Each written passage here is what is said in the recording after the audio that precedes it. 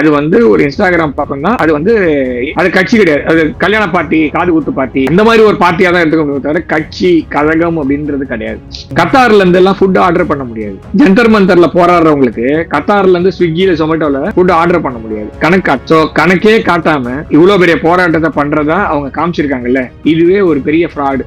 Once they register they have to show the accounts. உனக்கு யார் யார் பணம் கொடுக்குறா, எங்க இருந்து கொடுக்குறா, எதுக்காக கொடுக்குறான்ற விஷயத்த சொல்லணும். அதே மாதிரி உங்க கட்சியோட கொள்கைன்னு ஒண்ணு இருக்கு, இந்த கொள்கையை வரவேற்கணும். சோ இதெல்லாம் வந்து கட்சி ஆரம்பிச்சா சொல்லணும். சோ அதையும் சொல்லிட்டாரு இன்னைக்கு, அதனால அதுக்கு சம்பந்தம் இல்லை. ஆனா இப்ப இவர் நிறைய கேள்விகளுக்கு பதில் சொல்ல வேண்டியது. அதனால கட்சி அப்படின்றது நீங்க சொன்னதை என்னால ஒத்துக்க முடியாது. ஏன்னா ஜனதா பார்ட்டி, அதாவது காக்ரோச் ஜனதா பார்ட்டின்றது எனக்கு தெரிஞ்சிருக்க மெட்டாவர்ஸ்ல இருக்கக்கூடிய ஒரு பேஜ், அவ்வளவுதான், வருந்தத்தக்கதா இருக்கு. சோ அதனால இந்த மாதிரி நிலைமையில இந்த கட்சி இருக்கணும்ன்றதுதான் என்னுடைய பார்வையை வைக்கிறேன். இதுக்கு மேல காங்கிரஸ் வந்து இப்ப டிசால்வ் ஆகி அடுத்த எலெக்ஷன்ல சிஜேபி எதிர்கட்சியா வருமா? இப்ப எதிர்த்து பேசினாலே பேஸ்புக்லயே பேசாத அப்படின்னு சொல்ற பார்ட்டிஸ் எல்லாம் இருக்கு. ஒரே ஒரு வார்த்தை கூட எதிர்த்து பேசக்கூடாது, அதுக்குன்னு தனியா ஒரு குரூப் போட்டு அடி எதிர்த்து பேசினான்னா எல்லாரையும் அசிங்கப்படுத்துன்ற மாதிரி எல்லாம் இருக்கு. அதே மாதிரி இது வந்து ரோஷம் வரட்டும். முதல்ல இந்திய மக்களுக்கும் இந்திய மாணவர்களுக்கும் முதல்ல ரோஷம் வந்து, ஏன்டா நான் அவன் ஊர் டெக்னாலஜி யூஸ் பண்ண, என் ஊர்ல ஒரு டெக்னாலஜி கொண்டு வான்னு அறைகூல் விடட்டும். ஒன்னே ஒண்ணு சொல்றேன், ஞாபகம் வச்சுங்க, எல்லாருமே மோடி ஆகணும் அப்படின்னு ஆசைப்பட்டீங்கன்னா அந்த அளவு உழைக்கணும் முதல்ல.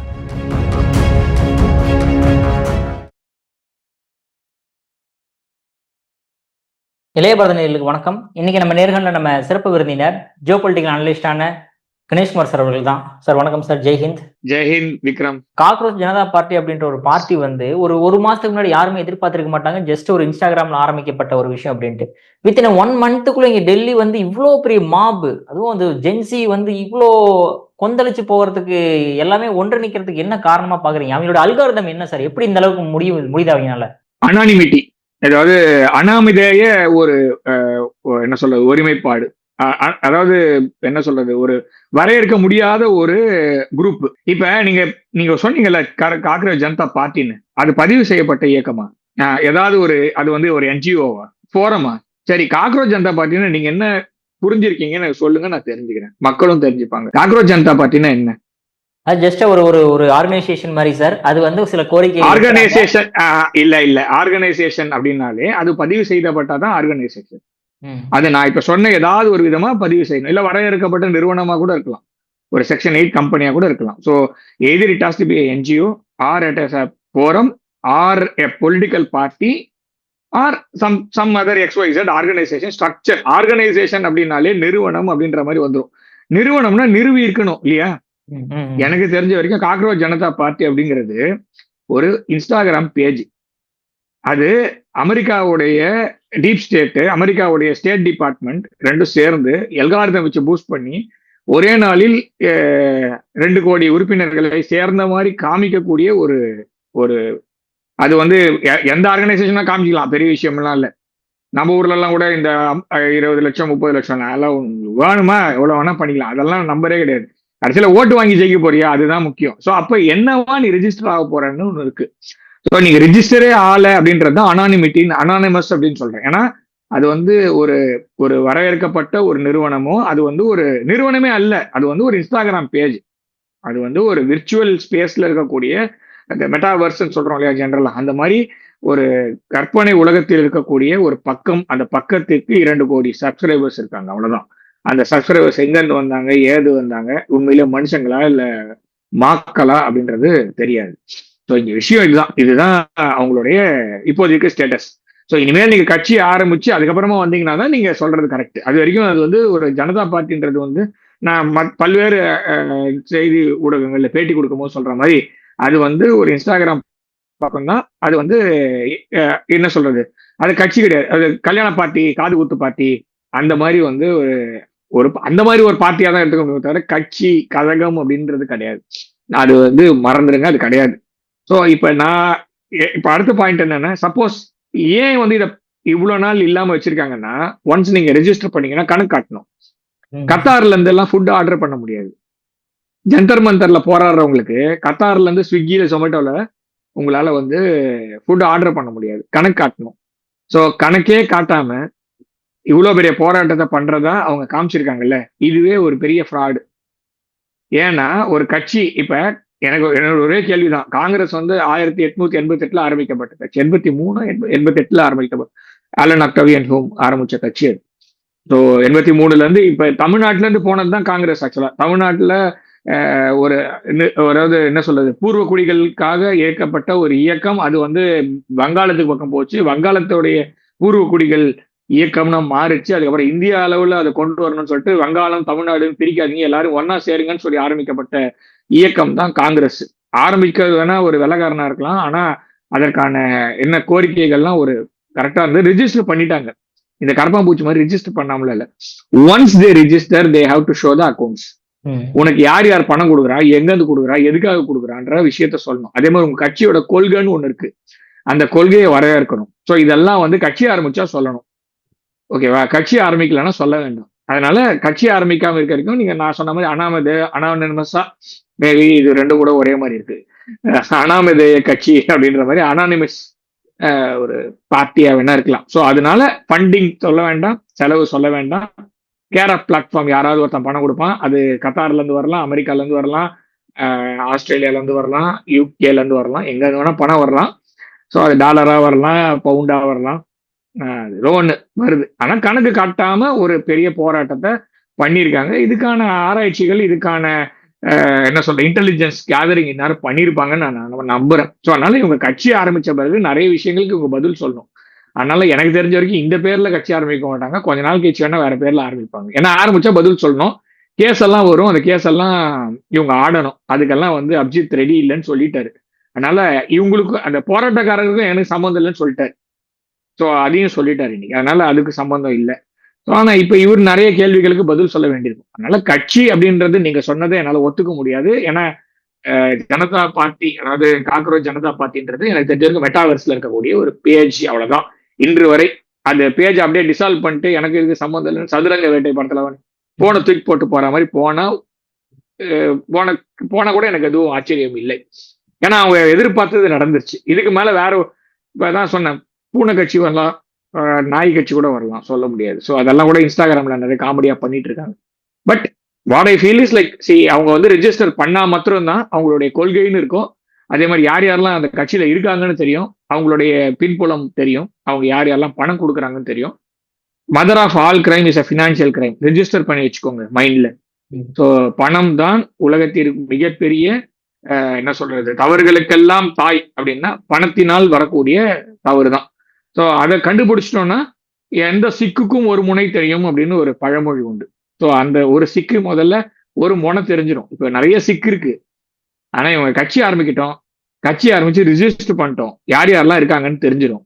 இப்போ காங்கிரஸோடைய, அதாவது சிஜேபின்னா காங்கிரஸ் ஜனதா பேரவையா அப்படின்றது தெரியல. ஏன்னா நான் சொல்ல வந்தது 1888 ஆரம்பிச்ச கட்சி எதிர்கட்சி, உலகத்துடைய பெரிய ஜனநாயக நாட்டோடைய எதிர்கட்சி, ஒரு கேபினெட் மினிஸ்டருடைய அந்தஸ்து இருக்கக்கூடிய ராகுல் காந்தி கற்பாம்பூச்சை முன்னாடி நிறுத்தி அவர் பின்னாடி போன அந்த அளவுக்கு அவல நிலையா இருக்கிறது வந்து உண்மையிலே ஒரு விதத்துல எனக்கு வருத்தமா இருக்கு.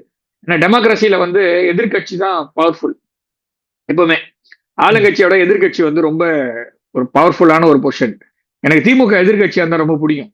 அது வந்து பர்சனலா சொல்றேன். ஏன்னா அவங்க they know how to behave like an opposition, அதாவது எதிரி கட்சியாவே பிஹேவ் பண்ணுவாங்க, ஒரு விஷயத்த கூட விட மாட்டாங்க. ஸோ ஆளுங்கட்சிக்கு ஏதாவது தொலை கொடுத்துட்டே இருப்பாங்க. ஆனா விஷயம் அதாவது நடக்குதுன்னு தெரியும், மக்கள் வந்து கொஞ்சம் ஃப்ரீயா இருக்கலாம். ஸோ நீங்க போய் எல்லாத்துக்கும் போராடணும்னு அவசியம் இருக்காது. ஸோ அவங்க அதை பார்த்துப்பாங்க. அந்த மாதிரி இருக்கக்கூடிய எதிர்கட்சி அப்படின்றது வந்து ஒரு கற்பாம்பூச்சை முன்னாடி நிக்க வச்சு, ஒரு பூச்சியை முன்னாடி நிக்க வச்சு நீங்க பின்னாடி நிக்கிறது ராகுல் காந்தி. அது இல்லாம அவங்களோட இவங்க வந்து ரொம்ப மோசமான, அதாவது எனக்கு தெரிஞ்ச வரைக்கும் சிஜேபியே கொஞ்சம் பொறுப்போடு நடந்துக்கிட்டாங்க. ராகுல் காந்தி வந்து பொறுப்போடு நடக்காம பிரைம் மினிஸ்டர் வீட்டுக்கு போலாம் வா, அங்க போய் பக்கத்துல நிக்கிறாவான்னு சொல்றதெல்லாம் வந்து ரொம்ப வருந்தத்தக்கதா இருக்கு. ஸோ அதனால இந்த மாதிரி நிலைமையில இந்த கட்சி இருக்கணும்ன்றதுதான் என்னுடைய பார்வையை வைக்கிறேன். இதுக்கு மேல காங்கிரஸ் வந்து இப்ப டிசால்வ் ஆகி அடுத்த எலெக்ஷன்ல சிஜேபி எதிர்கட்சியா வருமா? அதுக்கு வந்து காங்கிரஸும் எதிர்கட்சிகளும் தான் பதில் சொல்லணும். ஏன்னா இப்ப போற போக்கு பார்த்தா காங்கிரஸ் வந்து நான் இல்லப்பா அவன் தான் பண்றான்னு சொல்லியாச்சு. ஸோ அவன் அப்படி ஒரு பார்ட்டியே இல்லை. அதாவது அனாமதே ஒரு நிறுவனத்திற்கு உலகத்தின் மிகப்பெரிய ஜனநாயகத்தின் எதிர்கட்சி பின்ன நிக்கிறது அப்படின்றது வந்து அவங்கதான் சுய பரிசோதனை பண்ணீங்கன்னு எனக்கு எதுவும் தெரியல, வார்த்தைகள் இல்லை எனக்கு. Okay sir. சார் இப்போ வந்து இந்த நேபாள், ஸ்ரீலங்கா, பங்களாதேஷ்லாம் ஜென்ஸி ப்ரொடெஸ்ட் வரும்போது, நீங்க எல்லாருமே சொன்ன விஷயம் என்ன அப்டின்னா, இந்தியால இருக்கக்கூடிய யங்ஸ்டர்ஸ் ஜென்ஸிலாம் வந்து நல்லா அறிவார்ந்தவர்கள், சிந்தனையாளர்கள் அப்படின்ற மாரி ஒரு விஷயத்த சொன்னீங்க. ஆனா இப்ப திடீர்னு இப்ப டெல்லில இந்த அளவுக்கு வெடிக்குது ஒரு பக்கம். இன்னொரு பக்கம் எல்லா ஸ்டேட்ஸ்லயும் இன்ஃபில்ட்ரேட் ஆகி எல்லா ஸ்டேட்ஸ்லயும் ப்ரொடெஸ்ட் பண்ண ஆரம்பிச்சுட்டாங்க. பீகார்ல அடிதடி ஆகுது, கொல்கத்தால அடிதடி ஆகுது. அப்ப அந்த இடத்திலேயே நம்ம சிஸ்டம் ஃபெயில் ஆயிடுச்சு தானே சார் அர்த்தம். மோடி அவர்கள் அங்கேயே ஃபெயில் ஆயிட்டார்ல. நம்ம ஜென்ஸிக்கு அந்த அளவுக்கு இது குடுக்கலல்ல. ஏங்க, மத்த ஊர்ல எல்லாம் ஆட்சியை கவுத்துட்டாங்க. இன்னைக்கு பிரைம் மினிஸ்டர் சொல்றதை ஏத்துக்கிறதுக்கு ரெடியா இருக்காங்க. ஏங்க, அவங்க கேட்கறது ஒன்னே ஒண்ணுதான், தர்மேந்திர பிரதான் பதவி விலகணும்னு சொல்லிட்டாங்க, விலகியாச்சு. அதுக்கு மேல இப்ப வேற ஏதாவது கேக்குறாங்களா? நீங்க வந்து அமெரிக்கா ரிட்டர்ன் எல்லாம் பத்தி பேசாதீங்க. மாணவர்கள் என்ன கேட்டாங்க, மாணவர்களோட பெரிய போராட்டம் என்ன, அமெரிக்காவாலே முடியலன்னு நான் சொல்றேன். அமெரிக்காவுடைய டீப் ஸ்டேட்டாலே முடியாத ஒரு விஷயம் என்னன்னா, மோடி அவர்கள் மீது மக்கள் வைத்திருக்கக்கூடிய பாசம். அவ்வளவுதான் நான் பாக்குறது, அப்படிதான் பாக்குறேன். நம்மளுடைய மாணவர்களும் அவர் பின்னாடி தான் நிக்கிறாங்க. புதுசாலாம் ஒண்ணும் நீங்க எதிர்ப்புன்றது வரதாங்க செய்யும். எதிர்ப்பு வராம வந்து ஒரு ஒரு அரசியல் பண்ணவே முடியாது. மோடி அவர்கள் மேல் வைக்கப்பட்ட எதிர்ப்பெல்லாம் வந்து இப்ப எதிர்த்து பேசினாலே பேஸ்புக்லயே பேசாத அப்படின்னு சொல்ற பார்ட்டிஸ்லாம் இருக்கு. ஒரே ஒரு வார்த்தை கூட எதிர்த்து பேசக்கூடாது, அதுக்குன்னு தனியா ஒரு குரூப் போட்டு அடி எதிர்த்து பேசினான்னா எல்லாரையும் அசிங்கப்படுத்துன்ற மாதிரிலாம் இருக்கு. ஆனா இவர் 2001 இருந்து இன்னி வரைக்கும் அரசியல் இருக்காங்க. அவர் எதிர்ப்புலயே வளர்ந்தவர். ஸோ அவர் வந்து எதிர்ப்புக்கு முன்னாடியே அவர் வந்து ஆக்சுவலா சொல்ல போனா பூகம்ப நாயகன். அவர் உண்மையிலேயே நம்ம கமலஹாசன் விண்வெளி நாயகான்னு பாடுறாங்களே, உண்மையிலேயே பூகம்பம் வந்த போது குஜராத்தை மீட்டு எடுத்தது அவர் தான். ஸோ இன்னைக்கு வரைக்கும் அவர் வந்து எதிர்ப்புல தான் வளர்ந்துருக்காரு. அது எல்லாருக்கும்லாம் வராது. அவர் வந்து ஒன்னே ஒண்ணு சொல்றேன், ஞாபகம் வச்சுங்க, எல்லாருமே மோடி ஆகணும் அப்படின்னு ஆசைப்பட்டீங்கன்னா அந்த அளவுக்கு உழைக்கணும் முதல்ல. சும்மா ரைட் அப்லாம் வந்து வேலை செய்யாது. உண்மையிலேயே 2 மணிக்கு உட்காந்து பேச முடியுதுல்ல, அந்த அளவுக்கு யாராவது உட்கார முடியுமா? எனக்கு கை வலிக்குது, கால் வலிக்குது, எனக்கு குடும்பம் இருக்குன்னு. ஸோ அதெல்லாம் ப்ராப்ளம் கிடையாது. ஓகேவா? உங்களுக்கு வந்து முதல்ல பொலிட்டிக்கல் வில் வேணும். அந்த வில் மோடி கிட்ட இருக்கு. அதை வந்து மக்களும் புரிஞ்சுக்கிறாங்க, மாணவர்களும் புரிஞ்சுக்கிறாங்க. ஆனா அங்க இருக்கக்கூடிய சில அமைச்சர்கள் வந்து சரியில்லை, அவங்கள மாத்தனா வேலை நடக்கும்னு நினைச்சா அதை மாத்துவதற்கான ஆப்பர்ச்சுனிட்டி தான் அவங்க தேடினாங்க. அதுக்கு வெளியில இருந்து பணம் வந்ததுன்னு நான் சொல்றேன், இப்பவுமே சொல்றேன். வந்தது. அதுக்கான அது கொஞ்ச நாள் கழிச்சு வரும். 240 சீட்டு வரும்போது நான் சொன்னேன், இது மோடி அவர்களுக்கு வந்த நம்பரே கிடையாது, இது கண்டிப்பா வெளிநாட்டுல இருந்து சக்தி இயங்குதுன்னு. டொனால்ட் ட்ரம்ப் சொல்றாரு, 21 மில்லியன் டாலர் வந்து நாங்க இந்தியாவுடைய தேர்தலுக்கு நாங்க செலவு பண்ணிருக்கோம் அப்படின்னு. அவ்வளவு செலவு பண்ணி நீ தோத்தான் போயிருக்கேன். 200 கோடி ரூபாய் சும்மா ஒண்ணும் கிடையாது. 200 கோடி ரூபாய் இந்தியாவோட தேர்தல் அமெரிக்கா தெரிஞ்சு செலவு பண்ணது. தெரியாம செலவு பண்ணது எவ்வளவுன்னு தெரியாது. நான் சொல்றது அரசாங்கம் டைரக்டா சொல்லுது, பிரசிடென்ட் உதிர தன் வாயால் சொல்லுகிறது 200 கோடி. அதே தவிர இந்த என்ஜிஓ எல்லாம் இருக்குல்ல, ஸோ அதுக்குன்னு தனியா குரூப்ஸ் எல்லாம் இருக்குல்ல, மற்ற நாடு மூலமா வரக்கூடிய இதெல்லாம் இருக்குல்ல, அதெல்லாம் எவ்வளவு இருக்குன்னு பாருங்க. இதெல்லாம் பண்ண பிறகும் சிவாஜி த பாஸ்ல அடிக்கிற மாதிரி ஓங்கின பிறகு இல்லைங்க இவரை நல்லா அடிக்க முடியாதுன்னு தான் எல்லாருமே உட்கார்ந்துருக்காங்க. ஸோ அவருடைய ஆட்சிக்கு இன்னைக்கும் ஜனங்க சப்போர்ட் இருக்குதான் செய்யுது. சில மாற்றங்கள் தேவைப்பட்டுன்னா அது கொடுத்தாச்சு, அவ்வளவுதான், முடிஞ்சது. ஸோ இதுக்காக நீங்க வந்து மோடி மேல ஜனங்க பற்று இல்லாம இருக்கு அப்படிலாம் இல்லை. மோடி பின்னாடி அவ்வளோ பேர் இருக்காங்க, அவ்வளோ சப்போர்ட் இருக்கு. அது தமிழ்நாட்டிலும் இருக்கு. ஸோ எல்லாருக்கும் தெரியுது. ஸோ சில பேர் இன்னும் கொஞ்சம் அமைச்சரவையில மாற்றத்தை பண்ணணும்னு நிறைய பேர் காதுபட கேட்கறாங்க. சரியா? ஸோ எல்லா ஊர்லயுமே இந்த மினிஸ்டர் சரியா இல்லைன்னா மாத்துங்க அப்படின்னு சொல்லி கேட்கறாங்க. ஸோ கொஞ்ச நாள் முன்னாடி கேரளால பர்ஃபார்மிங் மினிஸ்டர் ஒருத்தரை வீட்டுக்கு அனுப்பிச்சு அவரை வந்து கட்சி வேலை. அதே மாதிரி பாரதிய ஜனதா கட்சி அப்படிங்கிறது வந்து அது வந்து அந்த கட்சி வந்து இட்ஸ் பார்ட்டி வித் டிஃபரன்ஸ் அப்படின்றது ஒரு பார்ட்டி வித் பிக் டிஃபரன்ஸ். ஏன்னா நேற்று வரைக்கும் அமைச்சராக இருப்பாங்க, நாளைக்கு வந்து வேற ஏதாவது வேலை பார்ப்பாங்க போயிட்டு. அதே மாதிரி சிவராஜ் சிங் சௌஹான் இருக்காரு இல்லையா, இன்னைக்கு மினிஸ்டரா இருக்காரு, சென்ட்ரல் மினிஸ்டரா இருக்காருல்ல, அவரு சீஃப் மினிஸ்டர் ஜெயிச்சிட்டாரு. ஜெயிச்ச உடனே ஒரு தான் பதவி எடுத்துக்க போறாரு அவரு. ஓகேவா? 3 டேர்ம் ஜெயிச்சிட்டாரு. போகும்போது இல்லைங்க நீங்க போவாதீங்க, உங்களை டெல்லி கூப்பிடுறாங்கன்னாரு. ஒரே தடவை ஆபீஸ் போயிட்டு வந்துடுறேன், நான் வந்து இவ்வளவு நாள் ஒர்க் பண்ணிருக்கேன், நானு என்னோட ஃபேமிலி மாதிரி இவங்க எல்லாருமே, ஒரே ஒரு ஃபேர்வெல் மாத்திரம் கொடுத்துட்டு நான் டெல்லி வந்துடுறேன்னு சொல்லிட்டு ஒரே ஸ்கூட்டரு, அந்த ஸ்கூட்டர்ல ஒரு சூட் கேஸோடைய அவரும் அவரோட மனைவியும் அந்த செக்ரட்டேரியட்ல இருந்து ஒரு ஃபேர்வெல் பார்ட்டி கொடுத்துட்டு அவங்க எல்லாம் ஃபேமிலி மாதிரி ஒர்க் பண்ணிருக்காங்க. ஸோ அவங்க வீட்டுக்கு போறது. ஸோ இது மாதிரி எந்த கட்சியிலும் நடப்பதற்கு சாத்தியமே இல்லை. ஒருத்தர் ரிசைன் பண்ணு சொன்னாலே பண்ண மாட்டேன்றாங்க. இங்க நீ வந்து ஜெயிச்ச ஒரு ஆள், அதுலயும் சீஃப் மினிஸ்டர் ஜெயிச்சாச்சு, இதுக்கு மேல என்ன பவர், டெல்லி வாப்பா அப்படின்னா சரி ஓகே. வேற யாருன்னே தெரியாது, அடுத்து யாரு சீஃப் மினிஸ்டர் ஆக போறானே தெரியாது. அப்படிப்பட்ட ஒரு பார்ட்டி தான் பாரதிய ஜனதா கட்சி. நான் ஒரே ஒரு கேள்வி கேட்கிறேன், இப்ப இருக்கக்கூடிய தேசிய தலைவர் இருக்கார்ல, அவர் ஆவறதுக்கு முன்னாள் வரைக்கும் யாருக்காவது தெரியுமா? அவ்வளவுதான். இங்க விஷயம் அவ்வளவுதான், வேற எதுவுமே கிடையாது. அப்படிப்பட்ட ஒரு கட்சி தான். அதனால அமைச்சரவையில யார் இருப்பா, யார் இருக்க மாட்டா, அதுக்காக வேலை பார்க்கிற கட்சியா, அதுக்காக வேலை பார்க்கக்கூடிய தலைவர்களா பாரதிய ஜனதா கட்சின்னா கண்டிப்பா கிடையாது.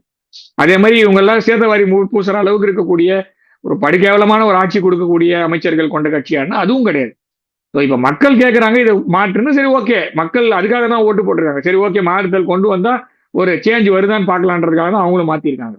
டசன்ட் மீன் பிரைம் மினிஸ்டருடைய ஃபுல் கிரிப் போயிடுச்சான்னா இல்ல. இன்ஃபேக்ட் இன்னும் கிரிப் அதிகமா இருக்கு. இன்னும் இவர் பதில் சொல்லிட்டாரு, மத்தவங்க எல்லாம் பதில் சொல்ல வேண்டியிருக்கு இனிமேல்.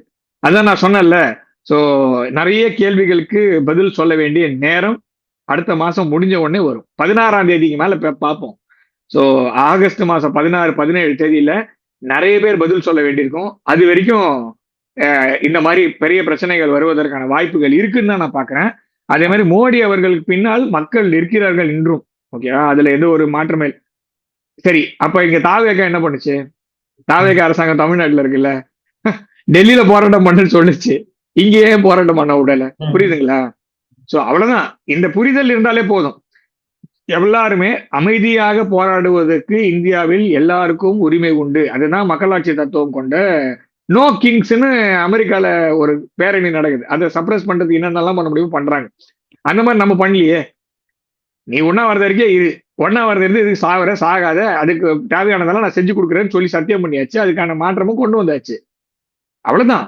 சோ மக்கள் கூட மக்களா தான் இந்த ஆட்சி போயிட்டு இருக்கே தவிர, அப்படியே மக்களுக்கு எதிரான ஒரு ஆட்சி போனாதான் நீங்க சொல்ற மாதிரி கிரிப்பு போயிடுச்சுன்னு சொல்லலாம். மோடி அவர்களுக்கு இன்றும் கடைசியா ஒரே ஒரு கேள்வி சார். இப்ப இந்த ஆல்ரெடி டிக்டாக்ல நிறைய பிரச்சனைகள் வந்து பேன் பண்ணப்பட்டுச்சு. இப்ப இந்த இன்ஸ்டாகிராம், பேஸ்புக்ல இஷ்டத்துக்கு அவங்க பாட்டுக்கு பொய்யான பிரச்சாரங்கள் ஆகட்டும், ராணுவ வீரர்கள் அடிக்கிறாங்க, போலீஸ் அடிக்கிறாங்க, அங்க பாரு கொடுமைப்படுத்துறாங்க, இந்த மாதிரி விஷயங்கள் வரும்போது அது ஏன் சார் நம்ம இன்ஃபர்மேஷன் டெக்னாலஜி அந்த மினிஸ்ட்ரி வந்து ஸ்டெப்ஸ் எடுக்க மாட்டேன்றாங்க? சில சமயத்துல நாம 2 பேருமே பேசியிருக்கோம். நானே வந்து என்னோட தனிப்பட்ட முறையில ஒரு ஒரு கடிதத்தை, ஒரு ஒரு கோரிக்கையை வந்து மாண்புமிகு இன்ஃபர்மேஷன் டெக்னாலஜி மினிஸ்ட்ரிக்கு நான் கொடுத்துருக்கேன். ஸோ இதெல்லாம் வந்து எதிர்பார்த்தது தான், இது ஒன்றும் புதுசு கிடையாது. ஆனா சில சமயத்துல இதை ஆட விட்டு வேடிக்கை பார்க்கறதுன்னு ஒண்ணு இருக்கு.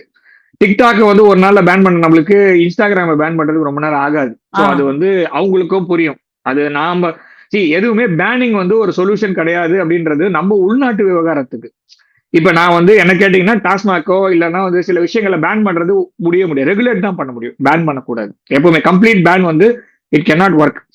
ஆனா இப்ப நம்மளுடைய இளைஞர்களுக்கு விடப்பட்ட ஒரு பெரிய சவாலா நான் இதை பாக்குறேன். இன்ஸ்டாகிராமோ, பேஸ்புக்கோ, இல்ல ட்விட்டரோ, இல்ல யூடியூபோ, இது எல்லாமே இந்தியாவில் இருக்கக்கூடிய டெக்னோகிராட்ஸ்க்கும், இந்தியாவில் இருக்கக்கூடிய தொழில் முனைவோருக்கும், இந்தியாவில் இருக்கக்கூடிய மாணவர்களுக்கும் விடப்பட்ட ஒரு பெரிய அறைகூவல். மேற்கத்திய நாடு உங்களால என்னடா பண்ண முடியும் அப்படின்னு கேட்கிற மாதிரி நான் பாக்குறேன்.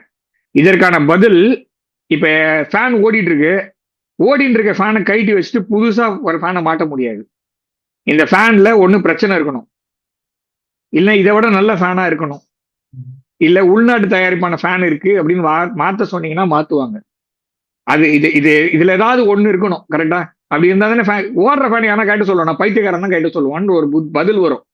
ஸோ அதனால இப்போதைக்கு இந்த ஃபேன்ல பிரச்சனை இருக்கான்னா இருக்கு. ஆனா புது ஃபேன் வாங்கி வைக்காம, இல்ல புது ஃபேன் கண்டுபிடிக்காம இந்த ஃபேனை கைட்ட சொன்னீங்கன்னா அது எதிர்விளைவுகள் ஜாஸ்தியா இருக்கும். இதை நான் எவ்வளவு வருஷமா நம்ம பேசியிருக்கோம். இதே அரங்கில நம்ம நிறைய பேசியிருக்கோம். இளைய பாரதம்லயே நம்ம நிறைய தடவை பேசியிருக்கோம். ஒரு ஆப்ரேட்டிங் சிஸ்டம் இல்ல, அதாவது மொபைலுக்கும் இல்ல, அப்புறமா சிஸ்டத்துக்கும் இல்ல, அதாவது நான் சொல்றது கணினிக்கும் இல்ல அப்படின்னு. அதே மாதிரி ஒரு சோசியல் மீடியா பிளாட்ஃபார்ம், அதாவது ஷார்ட் வீடியோ பிளாட்ஃபார்மா இருக்கட்டும், இல்லைன்னா எக்ஸ் மாதிரி இருக்கக்கூடிய ஒரு பிளாட்ஃபார்மா இருக்கட்டும், முடியாமலாம் கிடையாது. ஸோ அதற்கான தேவை இது வரைக்கும் வரவில்லை. அதனால நம்ம இது வரைக்கும் பண்ணல. ஸோ சூடு பட்ட பிறகு தானே புத்தி வரும். ஸோ இப்ப சூடு படுது இல்ல, இப்ப கூட நான் என்ன சொல்ல வரேன், இந்தியாவில் இவ்வளவு பெரிய பொட்டன்ஷியல் இருக்குல்ல. ஸோ இந்திய மக்களுக்கு என்ன மக்கு மண்டாரமா இருக்கும். நம்ம எல்லாம் புத்திசாலிங்க தானே. ஏங்க, அமெரிக்கால இருக்க பெருநிறுவனங்கள் நம்ம ஊருக்கு இங்க படிச்சுட்டு போனவன் சிஇஓ இருக்கான். சுந்தர் பிச்சை காலத்துல அமெரிக்காவில் இருக்கக்கூடிய வெள்ளைக்கார இருக்காங்க, அவங்க கூட அந்த டைம்ல படிச்சவங்க இருப்பான்ல, அங்கேயே பிறந்து அங்கேயே படிச்சவன் இருப்பான்ல, அவன் ஏங்க ஆகல? சரி, இந்திய வம்சாவளின்னு பாத்தீங்கன்னா கூட சுந்தர் பிச்சை அமெரிக்கா செல்வதற்கு முன்பாக அமெரிக்கா சென்ற இந்திய வம்சாவளியர் அந்த ஊர்லயே இருந்திருப்பான்ல, அங்கேயே படிச்சவன் இருப்பான்ல, பேச்சுலர்ஸ் வரைக்கும் படிச்சுட்டு அப்புறம் மாஸ்டர்ஸ் படிச்சு அங்கேயே பிறந்து, ஏன் அவன் ஆக முடியல? சோ இங்க ஏதோ இருக்கு, இவன் மூலகாரா இருந்தாலும் போடுற அந்த அளவுக்கு இருக்குன்னா புது ஃபேனை மாட்டுறதுக்கு ரொம்ப நேரம் ஆகாது. ஆனா இந்த ஃபேன்ல இருக்க பிரச்சனைய ஜனங்க தெரிஞ்சுக்கிட்டோம். அதே மாதிரி இது வந்து ரோஷம் வரட்டும். முதல்ல இந்திய மக்களுக்கும் இந்திய மாணவர்களுக்கும் முதல்ல ரோஷம் வந்து, ஏன்டா நான் அவன் ஊர் டெக்னாலஜி யூஸ் பண்ணணும், என் ஊர்ல ஒரு டெக்னாலஜி கொண்டு வான்னு அறைகூல் விடட்டும்.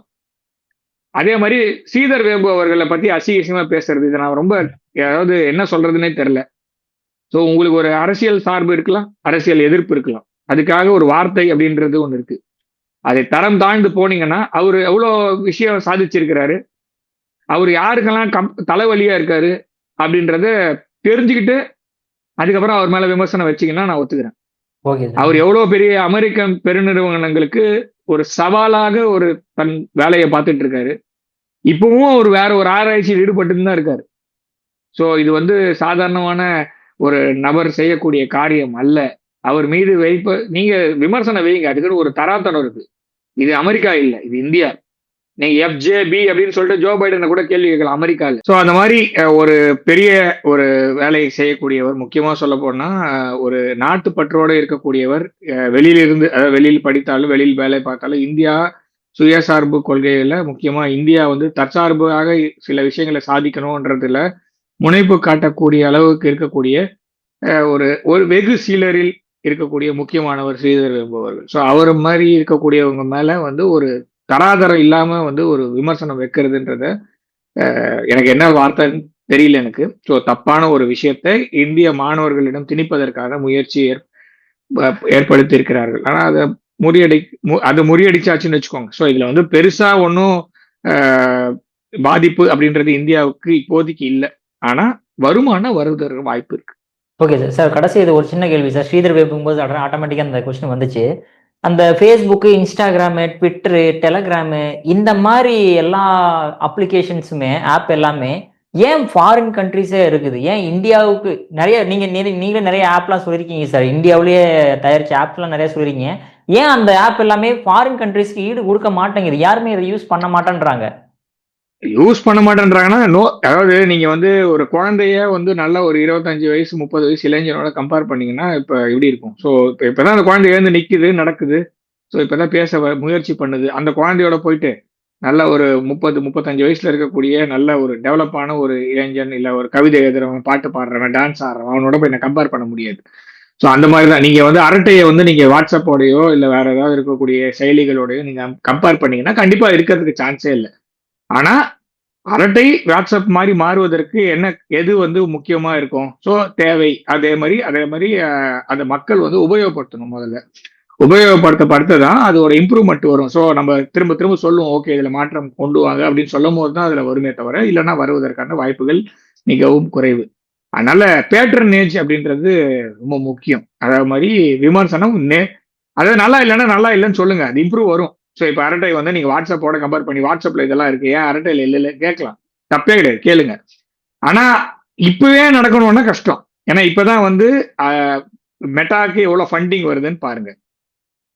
அதுக்கு வந்து அமெரிக்காவுடைய என்ன சொல்ற அரசாங்கமே ஃபண்ட் பண்ணி தான் ஃபேஸ்புக் ஆரம்பிக்கிறாங்க. அது மூலமா தான் இன்ஸ்டாகிராம் விலைக்கு வாங்குறாங்க, அப்புறம் வாட்ஸ்அப்பை விலைக்கு வாங்குறாங்க. எல்லாத்தையுமே விலைக்கு வாங்கப்பட்டது தான். எல்லாத்தையும் ஒரே நாள்ல மெட்டா வந்து ஃபுல்லாலாம் வந்து உட்காரல. ஸோ முதல்ல எடுத்த உடனே ஃபேஸ்புக்காக தான் ஆரம்பிச்சது. அப்புறம் கொஞ்சம் கொஞ்சமா பணம் சேர வந்து உட்காந்துது. இப்ப நாடுகளுடைய ஆட்சியையும் தலையெழுத்து மாற்றக்கூடிய இடத்துல மெட்டா இருக்கு.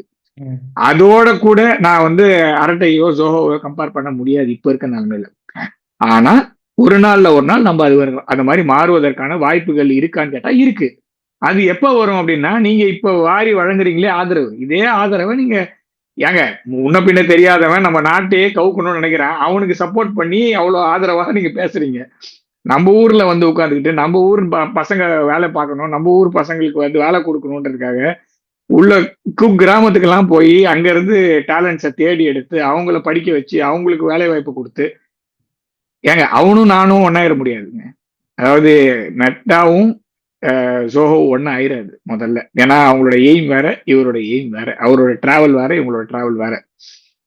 ஸோ அதனால புரிதல் வந்து என்ன வேணும்னா, எடுத்த உடனே கம்ப்ளீட் ப்ராடக்ட் வராது, கொஞ்சம் கொஞ்சமா தான் மாறும். அந்த மாறுதல் எப்போ வரும்னா, ஒழுங்கான விமர்சனம் வச்சிங்கன்னா அந்த விமர்சனத்தை செவிமடுத்து அவங்க மாத்துவாங்க. ஒரே நாள்ல நீங்க கம்ப்ளீட்டா வாட்ஸ்அப் அப்படியே காப்பி அடிச்சு அப்படியே வந்து ஒயிட் லிஸ்ட் பண்ணி கொடுக்க சொல்றீங்க. அது நடக்காது. கொஞ்சம் கொஞ்சமா தான் இம்ப்ரூவ் ஆகும். ஸோ அதனாலதான் நான் சொல்ல வந்தது என்னன்னா, டைம் எடுக்கும். இப்ப வந்து தேவைதான் எல்லாத்துக்குமே தாய். தேவை ஒரு நீடு இருக்கணும் முதல்ல. அந்த நீடு இப்ப இருக்கான்னா இருக்கு. ஆனா அதுக்கு ஆதரவு அப்படிங்கிற ஒரு ஃபியூவல் வேணும். அந்த அந்த எண்ணெயை ஊத்துனீங்கன்னா வண்டி ஓடும். அதே மாதிரி எடுத்த உடனே இது நல்லா இல்லை நல்லா இல்லைன்னு சொன்னீங்கன்னா அது ஒர்க் அவுட் ஆக போகுது இல்லை. ஃபேஸ்புக் எடுத்து பழசு 2009 வந்த ஃபேஸ்புக் எடுத்து பாருங்க, சொரி மாதிரி இருக்கும். டு பி ஃப்ராங்க், 2009 ஃபேஸ்புக்கையும் இப்ப இருக்கிற ஃபேஸ்புக்கையும் கம்பேர் பண்ணிட்டு ஏன் எப்படி இல்லைன்னு கேட்காதீங்க. ஸோ இவ்வளோ பேர் நாட்டோடைய உழைப்பு, அந்த நாட்டில இருந்து போனவங்களோட உழைப்பு, பிளஸ் அந்த நாட்டோடைய மக்களுடைய கான்ஸ்டன்டா அந்த ஆதரவு, அதன் மூலமா தான் அவங்க இவ்வளவு இடத்துக்கு வந்திருக்காங்க. அதனால புதுசா ஒரு பிளாட்ஃபார்ம் வருதுன்னா அதுக்கான ஆதரவு கொடுங்க, சரியான விமர்சனம் வைங்க, விட்டு போகாதீங்க.